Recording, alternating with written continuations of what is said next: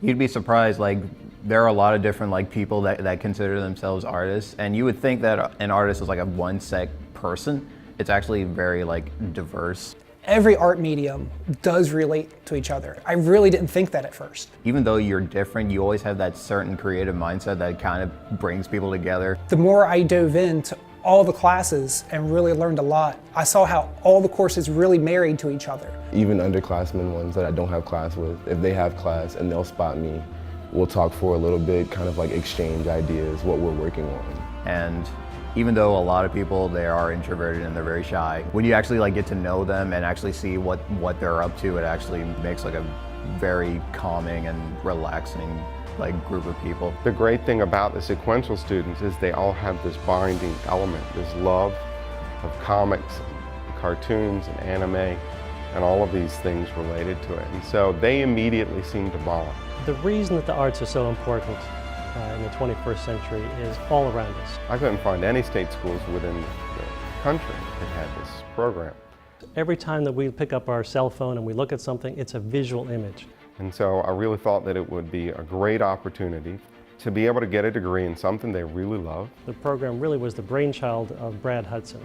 He had always had a passion for sequential arts, and so he designed the program that he wanted to have as an undergraduate.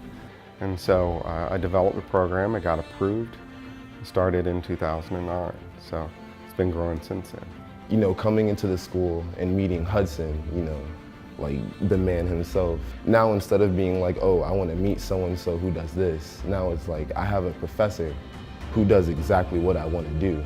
From the beginning, sequential students are encouraged to pursue what they love. I knew I could create, but I just didn't really know how good I was. In the sequential arts concentration, students can expect a really strong foundation in traditional media, drawing, painting, oil paint, charcoal. It's when they start advancing that they start getting into the concentration-specific courses. It wasn't until like I started showing it to other people that are just like, oh wow, you can actually make something out of this. It's surprising how that actually helps me a lot. So here we are at Ocean City Comic-Con. I got a whole group of students here, and what this does at the convention is it allows them to really interact with the audience, people that are going to buy their work, consume their work, and so they get to take commissions and talk to other artists, writers, editors, and try to promote themselves as artists. So that specifically was really helping me because it gives us a taste of what the real world is like as far as like selling your art. At first, it was kind of scary at first because how are people going to react? These are people who, they don't know me. They don't have to sugarcoat anything. And I try to be a mentor to them when I need to be. I try to be supportive of them when I have to be. And so everyone's really just building off of each other in the entire department. And so it's totally student-centered. He built the program that he thought, what would I want to do when I was a student? And that's what we've created.